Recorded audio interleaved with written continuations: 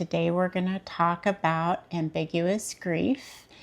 And some of the things I want to talk about today are kind of coined by Dr. Pauline Boss. She came up with the term ambiguous loss.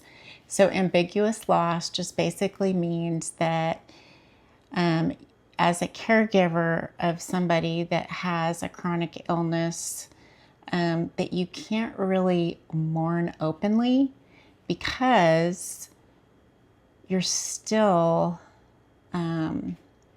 present with the person. They're physically there, but the relationship is gone.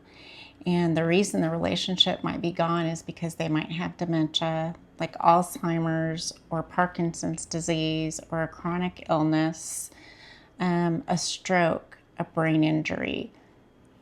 Maybe they've been in accidents, like a car wreck that caused a severe injury, and they are no longer able to have the capacity to do things that they used to do.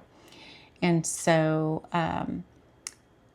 there's just so many different things. There's mental health, chronic mental health illnesses.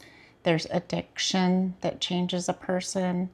And so when we go through things like that, sometimes we don't give ourselves the ability to grieve or mourn because they are physically still present. And so this is a very real type of loss and grief.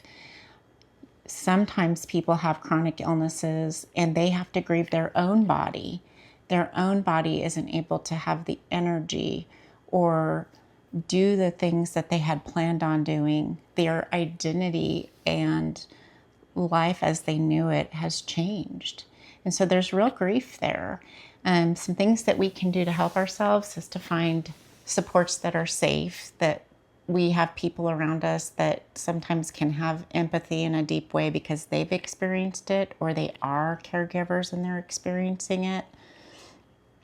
I lost a grandmother's to Alzheimer's, but many years before she passed, I didn't realize that I was really grieving because she was no longer my caregiver and I became her caregiver.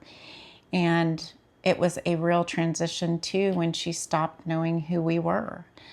And it's really a hard loss to go through, and to go through it alone without people around you, it is complicated. And so we need to allow ourselves to have things we can do.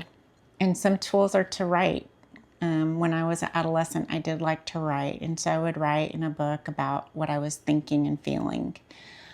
Some people need support groups. There's Alzheimer's support groups. There's Parkinson's support groups. There's cancer support groups for chronic illnesses like lupus. And just different things to help us as we mourn as caregivers or even as the person that has a chronic illness. Not feeling alone in our grief is really an important tool to cope and manage grief. And so give yourself permission, even if it's ambiguous and the person is still alive, give yourself permission to grieve the relationship being different and gone sometimes completely because of their mental capacity. I wouldn't stay focused on the grief all the time. You would have to kind of give yourself breaks, maybe just being able to acknowledge it off and on throughout your caregiving. And this video was intended for educational purposes. This is not to take place of therapy. If you find yourself having grief that is interfering with your daily life, you might be interested in finding yourself a therapist. For resources, call 988. If this information has been helpful to you, please share the video and subscribe to Krista Carrillo 2025. Thank you.